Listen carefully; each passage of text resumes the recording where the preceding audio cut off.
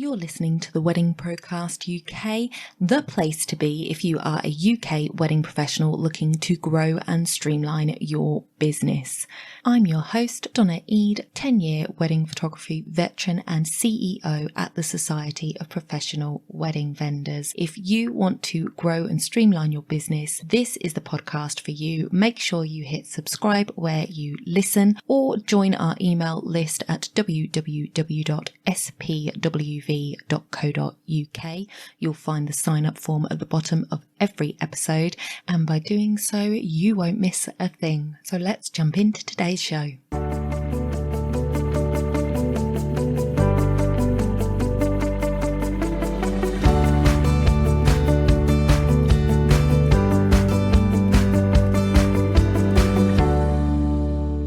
Would you like to increase your credibility and your inquiries?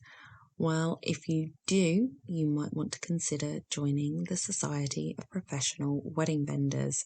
We are currently open to new members, and the Society provides a set of professional standards through our Code of Conduct for our members to abide by. By signing up to our code, you are giving couples peace of mind knowing that they are booking vendors they can trust to deliver their precious day without a hitch. Head over to www.spwv.co.uk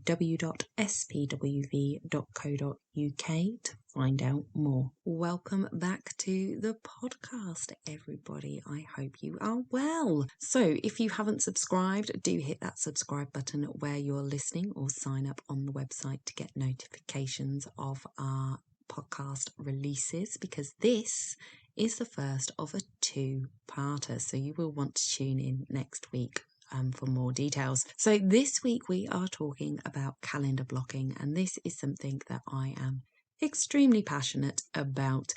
So we are looking at setting ourselves up for success. It is so important to set yourself up for success. It is far too easy to procrastinate these days.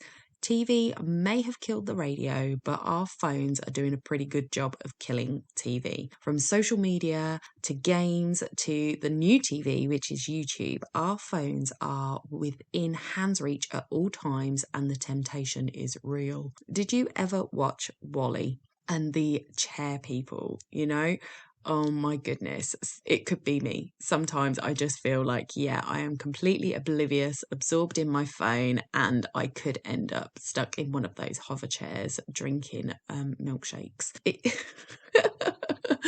And what is scary is, in fact, just looking up the film that I was thinking about. I was just like, the chair people, they're in there.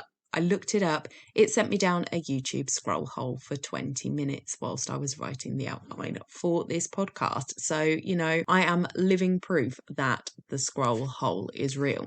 So today I want to talk to you about staying on track so we can get more done with the time we have. Now, I do have a free download for you to go with this episode and with next week's.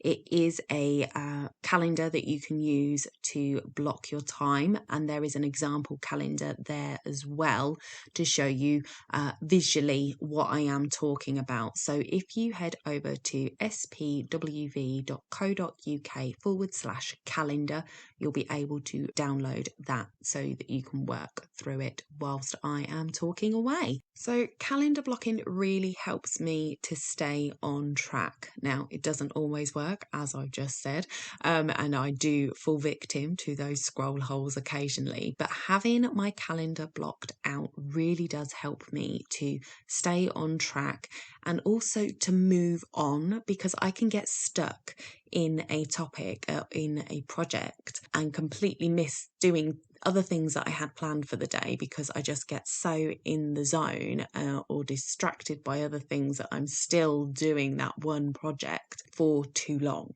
when I don't need to. So it's really important. So today I'm going to dive into that. If you haven't heard of calendar blocking, definitely stay tuned. If you have tried it before or heard about it and thought, I need to look at doing that, and I haven't, then definitely listen in, because it doesn't always work for everybody and you have to find the things that work for you. But if you can get this right, and get it implemented and try it, then at least you will know if it's working, if it's not, if it could work if you tweaked it in some way, or if you need to just look at a completely different productivity method. So, calendar blocking is helping you to move from one thing to the next rather than getting stuck. It puts a time limit on things, so it kind of gives you an enforced deadline and makes you focus more.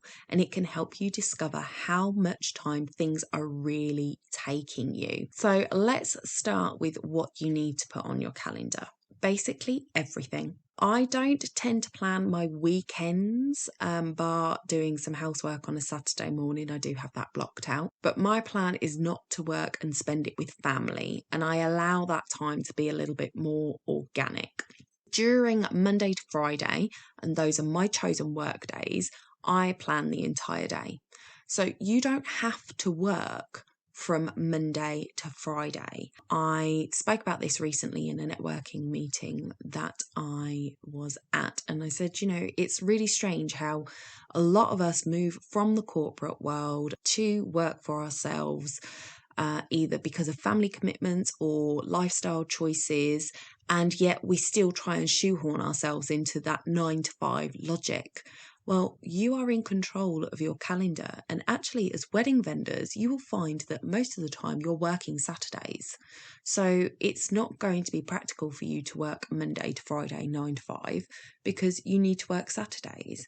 And guess what? You're entitled to time off, so you should be taking time off in lieu. And it just doesn't work that way. If you have children, maybe you want to be there for your children after school until they go to bed.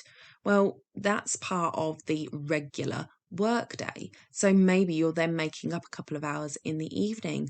And the thing is there is this huge guilt around this. So if you're spending time with your kids, which is, part of the reason you started your own business, so you could be there for them, you feel guilty because you've got deadlines and there's things that need doing in work and you're not doing them. But then if you were to sit there while the kids are watching TV after school and be working, you feel guilty that you're not spending time with them and doing interesting activities. The guilt is real. And I understand it. I have been there. So by calendar blocking and actually marking down on your calendar, this is when I'm going to do work. This is when I'm going to spend time with my children. It takes away that guilt because it has been your choice to do that rather than you feeling you should spend time with your kids or you should be working. Okay, so here are the categories that you're going to be placing on your calendar. Number 1, you. Number 2, your family. Number 3, your partner. Number 4, your friends. Number 5, work.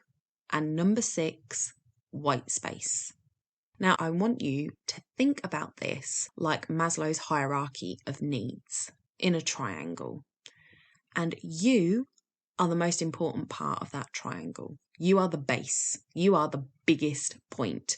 Now, in the hierarchy of needs, it's almost like what you need more of, but that's not the case. This is just the hierarchy of the importance where you need to focus and put effort. So that is how we're going to put them on our calendar in that order. First off, I want you to block out 30 minutes a day for you time. Not YouTube time, you time. Okay, so this is time that is going to be spent, you don't have to be spending it painting your nails and putting a face mask on, although you're more than welcome to if that is your thing. This is about spending time on you. Now, this could be 30 minutes exercise where you go out for a walk and you just clear your head. This could be 10 minutes of meditation, 20 minutes of journaling. It could be 20 minutes sitting in a bathtub uninterrupted. It could be anything, whatever you want to do to spend that 30 minutes on you. And it's not about listening to a self-help audiobook or a business audiobook or anything that is work related. This is not where you start filling your brain with work related stuff. This is stuff for you. So if you want to listen to something, perhaps you're like me and have issues around anxiety, maybe there is a podcast that you listen to that helps you with that. That would be a perfect thing to listen to in this 30 minutes. You could listen to that kind of thing. So you can listen to personal self-development stuff, but don't make it a work thing. Family is the next thing to go on your calendar. So it might be that between dinner time and bedtime for the kids, this is time you spend on your family, and it's uninterrupted. It's what you choose to do because you want to be there to listen to what the kids need. Maybe you set them up, for example, when they get home, they need to do their homework. If they get stuck on anything, you will help them with that after dinner.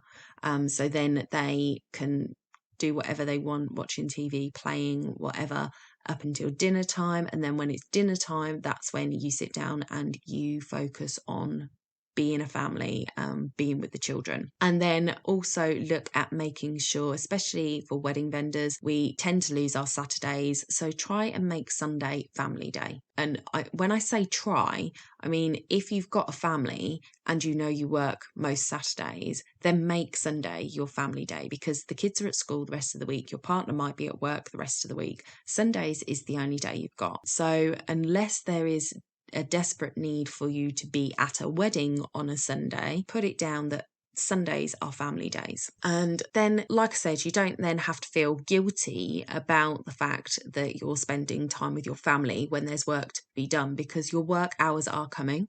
I will get to them. But you've got your work hours and you'll be able to get your work done in that time.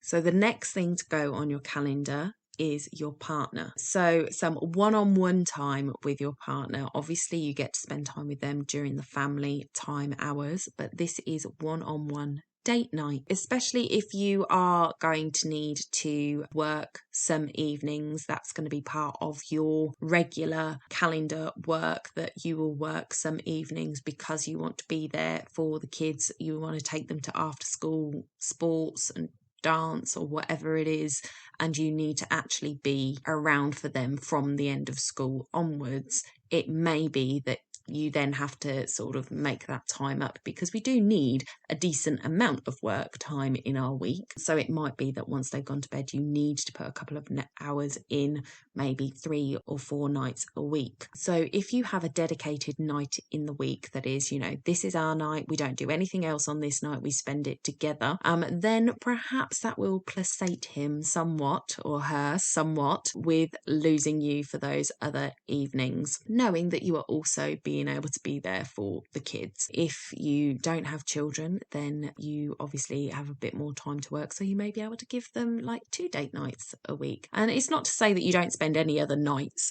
of the week with them, it's just that you make them a bit more special. So the phones go away. You don't have to go out, but the phones go away, the TV doesn't go on.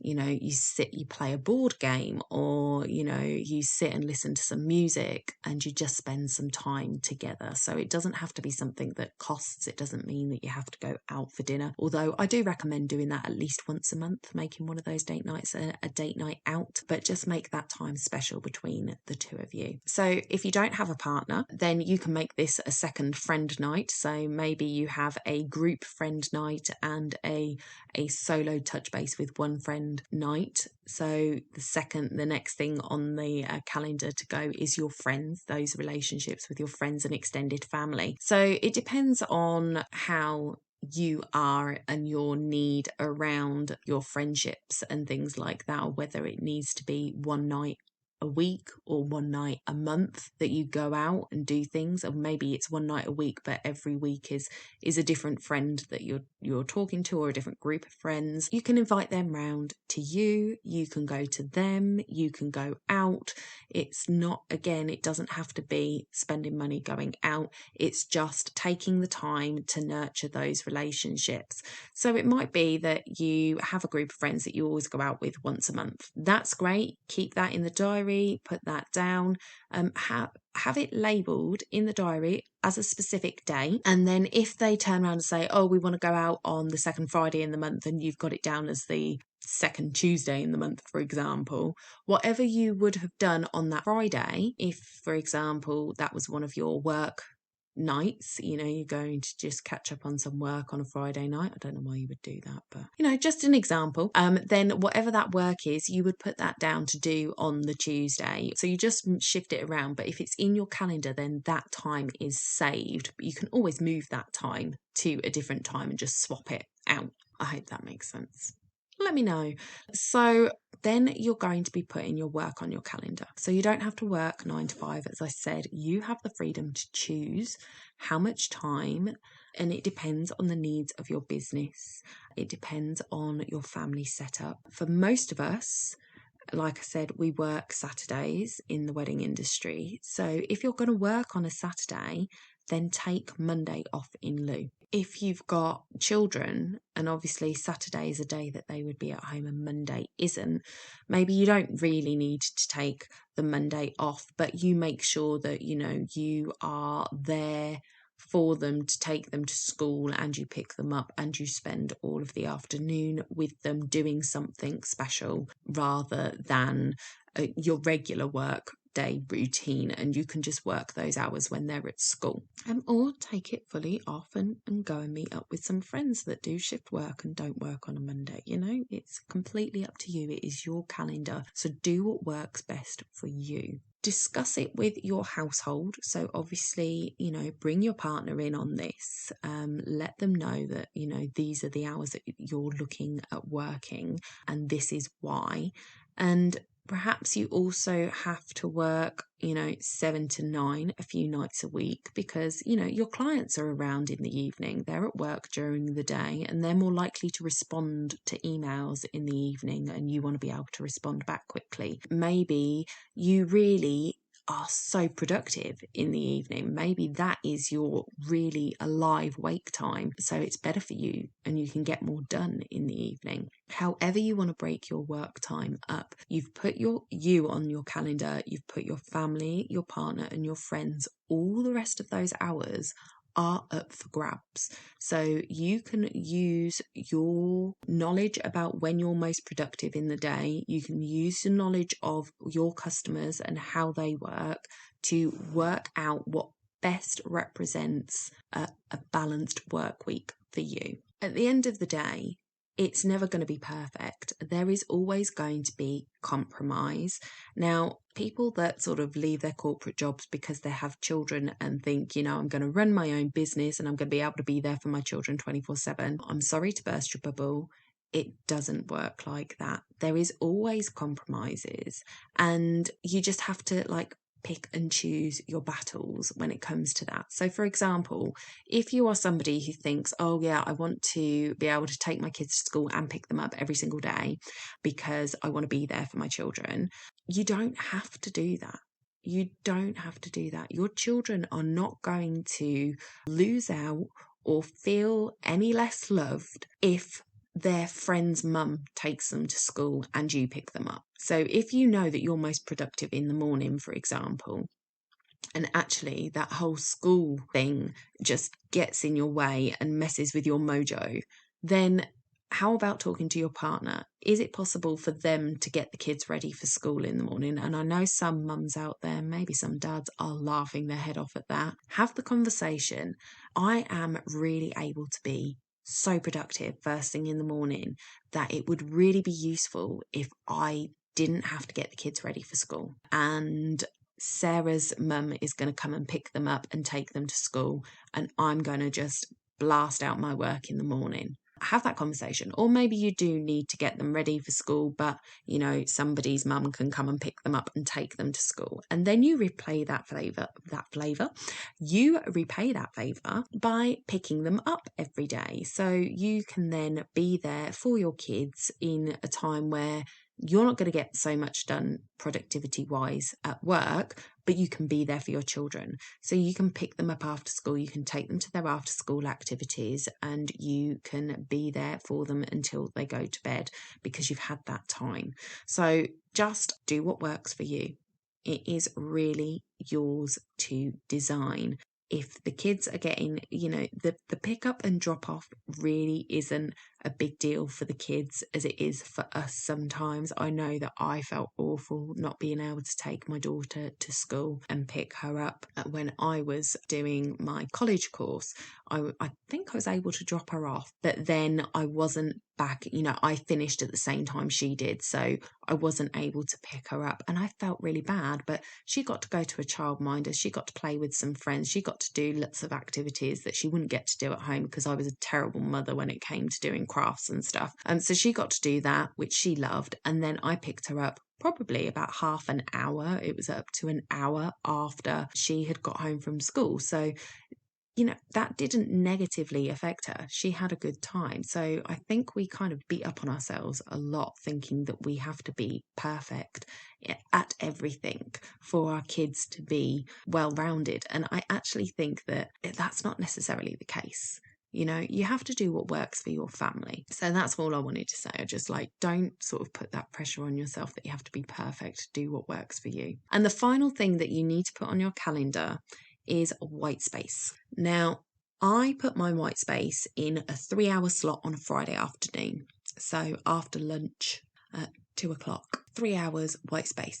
It's actually labelled in my calendar as white space. So I was going to say there's nothing in it, but it isn't. It is actually labelled white space. And this 3 hours is your buffer time. So for example, if you get a call from a client that takes you an hour on a Monday, and you're like, ugh, now I'm behind with the work that I'm doing. You know how I said that you could move your friends and work that you do on a different day if they don't want to go out on the night that you've dedicated for them? This is where that kind of plays in again. So if you have a call on a Monday and you're doing your finance work at that time and you have to take that call and you spend an hour on that call and it's taken a lot of your time that you would have spent doing your finances, then just mark down in that white space in that first hour, finances. And on Friday afternoon, you come back and you do an hour on your finances. And again, if anything else happens just use that white space to catch up on the work. Now, if it's something that's a deadline and you need to get it done, for example, you are a wedding photographer and you've got to get these photos edited for a client and you've spent an hour, then you might have to go into a new block of time. So maybe you had editing down as something you were doing in the morning and in the afternoon you were doing something on social media. Maybe that social media time gets knocked out and you have to carry on doing your editing because you need to get it finished. Well, on the Friday, write down social media and use that time to do your social media. And again, if it's something that actually your social media needs doing then because you haven't planned it for the week, I always recommend planning a month ahead in your social media. And if you want to know how I do that, let me know in the comments and I will do a podcast on that. But if your social media needs to get done, so you move that to Tuesday morning and you're moving things throughout the week until you get to Friday afternoon, and whatever it was that you were supposed to be doing on Friday morning is going to get done on Friday afternoon instead. Now, in an ideal situation, nothing's going to go wrong and you're not going to need that white space. And what you would do with that white space then is more time for you. Now, I know you've already given yourself half an hour a day. What do you mean 3 hours on a Friday afternoon? I know. Now, for you, actually, you may have children. I don't have young children. They're at school, so it really is for me. But for you, you might have children, so it might not be a case of that it's necessarily you time, but it could be concentrated time with your kids where you actually go out and do an activity and do something fun with them, and you start your weekend early. Start your weekend early. You have started your business for a specific lifestyle. You want to create a better life for you and your family. And what is better than time together? That is what life's about. You could have all of the riches, but if your kids never see you, is that the way you want to do it? So I say, do what you need to do to get your job done, but spend that time with your family. So 3 hours on a Friday afternoon, start your weekend early, either spend it with the kids, or if you are like me and don't have young children, spend it on yourself. Sit and read that book that you've been wanting to read. For me, oh my God, it is my dream to be sitting in my window seat with a cup of tea, reading a book. I just want to do it. And I very, very rarely do. So that is my goal, to make my Friday afternoons that white space where I will actually go and do that. But that involves me not getting distracted by YouTube. So that's what normally happens in my white space, I have to say, is I will catch up with my YouTube. Is terrible. I will do better.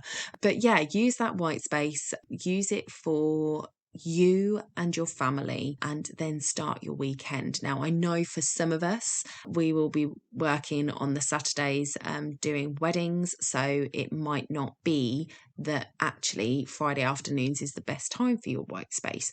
Maybe you want to make it Wednesday afternoons, so you have that midweek time with your family and you have your Sundays with your family. So you, again, do what suits you best. For me, it's Friday afternoon. I like the idea of having a 2.5 day weekend if I can get it. So that's what I do. So now you've got your calendar sorted and it's there for you in black and white. We need to stick to it. So you must tune in next week for tips and tricks on how to stick to your calendar. But know this too, this isn't set in stone. I am on a second iteration of my calendar because 1, I wanted to change routine, and 2, a couple of things weren't quite working for me with the deadlines that I had. So try your calendar for at least a month before you look at changing it completely. You can tweak it here or there as you go, that's okay, but I would say try and really implement it for a good solid month, and if it's working, keep it. If it's not, then change it. And I always recommend to review and revitalize your calendar every 3 months. So just shake it up a little bit, because I don't know about you, I'm not a fan of change, but I get bored in the same routine. I'm a bit of a contradiction, I have to say. So today I have helped you create priorities in your life and schedule your work. Next week, I'm going to go a little bit deeper, looking at what you can do and how you can use those work blocks. So what you can do to stay on track and how you use those work blocks. So don't forget, you can grab your free calendar blocking PDF with an example at www.spwv.co.uk/calendar, and I will see you next week. Don't forget to hit subscribe where you listen or sign up on the website so you don't miss next week's episode. Bye for now.